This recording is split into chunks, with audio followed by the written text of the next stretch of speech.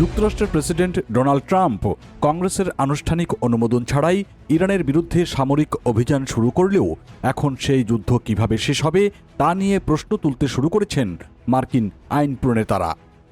The associated press এপির প্রতিবেদনে বলা হয়েছে, যুদ্ধ ৩ সপ্তাহ গড়াতেই এর মানবিক ও অর্থনৈতিক মূল্য স্পষ্ট হয়ে উঠছে। খবরে বলা হয়েছে, ইরান যুদ্ধে এ পর্যন্ত অন্তত ১৩ জন মার্কিন সেনা নিহত হয়েছেন এবং আহত হয়েছেন ২৩০ জনেরও বেশি। একই সঙ্গে পেন্টাগন থেকে প্রায় $২০০ বিলিয়ন অতিরিক্ত যুদ্ধ তহবিলের প্রস্তাব হোয়াইট হাউসে পাঠানো হয়েছে।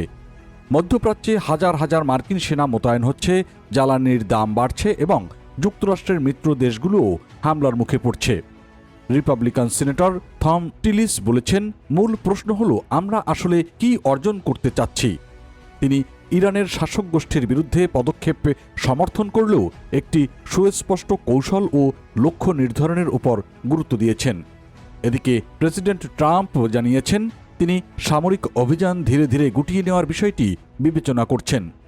তবে একই সঙ্গে তিনি নতুন লক্ষ্য ও উদ্দেশ্যের কথাও বলেছেন, যা আইন প্রণেতাদের মধ্যে বিভ্রান্তি তৈরি করেছে।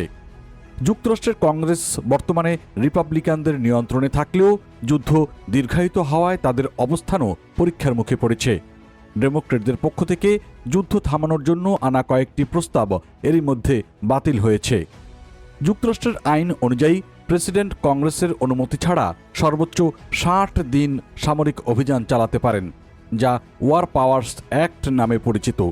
তবে সময় যত এগোচ্ছে, প্রশাসনের ওপর চাপ বাড়ছে একটি সুস্পষ্ট কৌশল তুলে ধরার জন্য।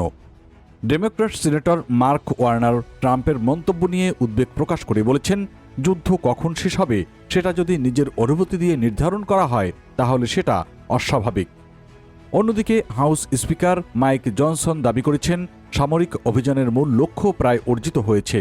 তার মতে, ইরানের ব্যালিস্টিক ক্ষেপণাস্ত্র সক্ষমতা ও নৌশক্তিকে দুর্বল করার উদ্দেশ্য সফল হয়েছে।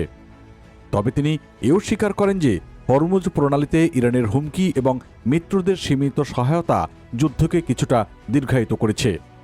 প্রশাসনের ঘোষিত লক্ষ্য যেমন ইরানের পারমাণবিক কর্মসূচি থামানো কিভাবে অর্জিত হবে তা নিয়েও স্পষ্টতা নেই। এদিকে বিশাল অঙ্কের যুদ্ধ ব্যয় নিয়েও বিতর্ক বাড়ছে।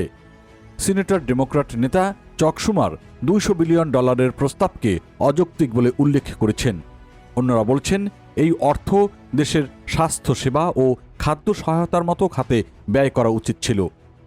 হাইওয়ের সিনেটর মাজি হিরোনো বলেছেন, আমাদের উচিত জনগণের জন্য প্রয়োজনীয় খাতে অর্থ ব্যয় করা।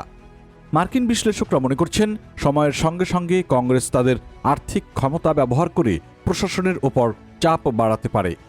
অতীতে ২০০১ সালের ১১ সেপ্টেম্বর হামলার পর প্রেসিডেন্ট জর্জ ডব্লিউ বুশ কংগ্রেসের অনুমোদন নিয়েই যুদ্ধ শুরু করেছিলেন, যা বর্তমান পরিস্থিতির সঙ্গে তুলনা টানা হচ্ছে। সিনেটর টিলিস সতর্ক করে বলেছেন, ৪৫ দিনের মধ্যে প্রশাসনকে হয় কংগ্রেসে অনুমোদন নিতে হবে, নয়তো একটি স্পষ্ট এক্সিট প্ল্যান দিতে হবে।